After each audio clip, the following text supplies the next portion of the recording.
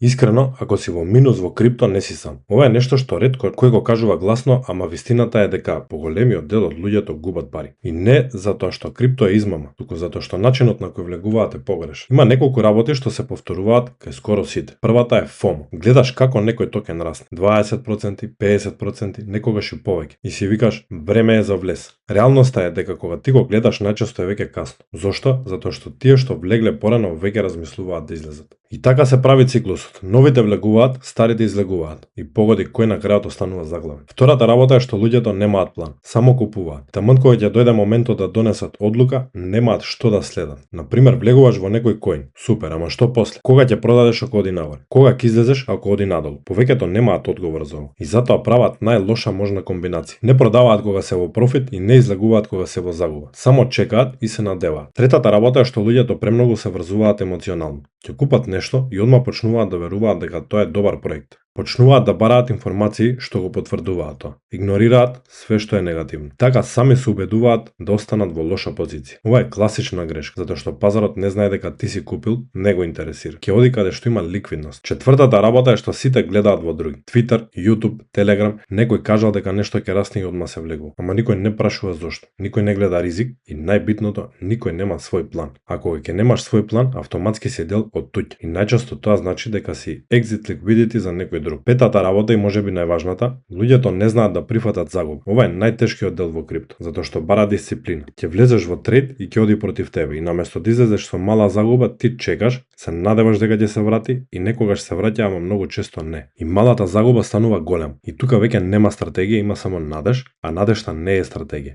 Реалноста е дека во крипто не победува најпаметниот. Победува тој што има контрола. Контрола на емоции, контрола на ризик и контрола на одлуки. И затоа што ако сакаш да не бидеш дел од тие што губат, почни од наједноставното. Пред секој трейд постави си 3 работи. Каде влегуваш, каде излегуваш ако си во профит и каде излегуваш ако си во загуба. Ако немаш одговор на овие 3, подобро не влегувај, затоа што во крипто најскапите грешки не се тие што ги правиш, туку тие што ги повторуваш.